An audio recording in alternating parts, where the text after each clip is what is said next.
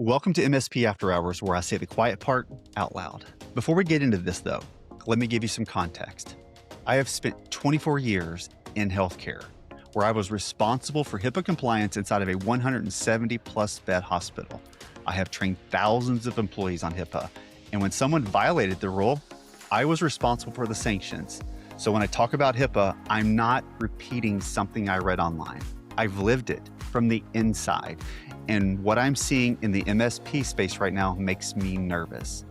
Too many MSPs either automatically assume every healthcare provider must comply with HIPAA, or they go to the other side and they treat every medical office as if they're just a small business. Both approaches are lazy. Both approaches are risky. You don't assume, you must verify. And once you verify, you should already have services built for both situations. This isn't a place to start putting a plan together after you sign the contract. Let me tell you why this episode even exists. I recently saw a post in an MSP group where an MSP came across a medical practice that had no managed security services. Apparently, someone told the practice they didn't need a higher level of security than what they already were using. So the MSP went into the group asking if anyone had ever heard something like this. Now pause. If you understand HIPAA, this entire conversation starts in the wrong place. The question isn't, do they need more security? The question is, where is their annual security risk analysis? Because if they are a covered entity, that analysis is required, and that document answers the security questions immediately. If it exists and it's current, you review it. If it doesn't exist, then they're already out of compliance. That eliminates the need for the Facebook debate. And this is the dangerous place. When MSPs don't understand HIPAA, they start crowdsourcing regulatory decisions. This isn't a what do you guys think situation. It's a what does the rule require situation. Here's the HIPAA trigger. HIPAA applies to healthcare providers who transmit health information electronically in connection with standard insurance transactions, whether that's electronic claims, eligibility checks, remittance advice, Medicare or Medicaid submissions, or using a clearinghouse. It is not whether they store patient data. It's not about whether they have PHI. Every provider has PHI. The real question is, do they transmit health information electronically as part of those standard insurance transactions? If they never do, they may not be a covered entity. But the moment they do, even once, that classification changes.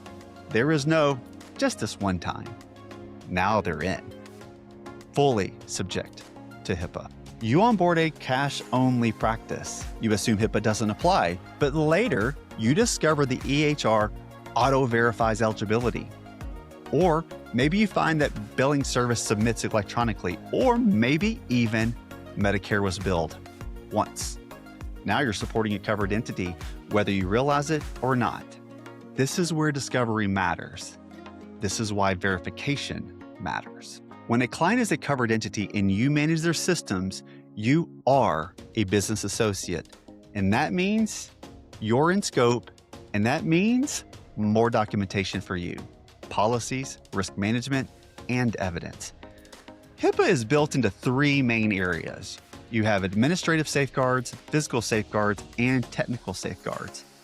Most MSPs obsess over the technical, but there is a whole lot more to HIPAA than just the technical safeguards. And regulators, they will ask you for documentation. They say, show me your risk analysis, show me your policies, show me your training records, show me your mitigation plans. If you can't show it, as you know, it never happened. Then you hear things from your prospects or clients like, but our EHR is HIPAA compliant, and just everyone relaxes. And that's dangerous. An EHR claiming HIPAA compliance simply means it has the capacity to meet requirements if configured correctly. HIPAA compliance is organizational. It includes email, backup, access controls, encryption, remote access, training, a whole lot of other things, let alone patient privacy practices. An EHR vendor cannot make your organization compliant. Compliance is how the entire environment protects PHI. not just the charting system. And let me be clear, there is currently no official federal HIPAA certification program, no government-issued badge, and no federal seal. If someone says they're HIPAA certified, they usually mean they've completed private training or passed a third-party audit. That is not regulatory certification. Now, could this change? Possibly. If you look at what happened to the Department of Defense supply chain with CMMC, the federal government has shown it's willing to formalize cybersecurity compliance through structured certification frameworks.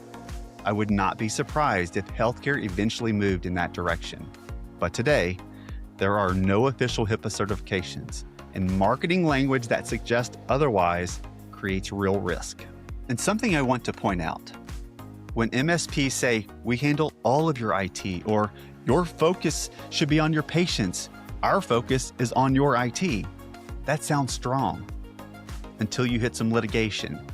If there's a breach and you never investigated their compliance posture, an attorney will say, hey, you told them you handled all of their IT. Why didn't you identify the compliance gaps? Ignorance isn't protection. It's increased liability. If you claim ownership of their IT environment, you are expected to understand the regulatory framework attached to the whole system. Now, let me ask you something. If you are listening to this episode and you didn't immediately think to ask for the annual security risk assessment, if that's not already part of your discovery process, this might not be a client you should take on. Not because you're incapable, but because you shouldn't step into regulatory environments you don't understand. There is no shame in bringing in a compliance partner to help you, though. There is risk, however, in pretending you don't need one. If you are evaluating a medical client that must comply with HIPAA, the first thing you should ask for is their most recent security risk assessment. It must be performed at least annually and updated when major system changes occur. It should document things like where PHI lives, what risks you have identified, mitigation plans, remediation statuses. If they can't produce one, they're already out of compliance. That alone tells you what you're walking into, or maybe what you should walk away from. Honestly, when it comes to enforcement actions, one of the most common findings is failure to conduct a proper risk analysis. It's not some exotic hack or not some advanced threat. It's failure to document the risk. If a documented annual risk analysis is not part of your structured offering, you are exposed. So, if you're serving medical, don't assume HIPAA applies. Don't assume it doesn't. Verify. Ask how they bill. Ask how data moves around. Ask for the security risk assessment. And if HIPAA applies, you should already have a documented structured approach before you sign the client.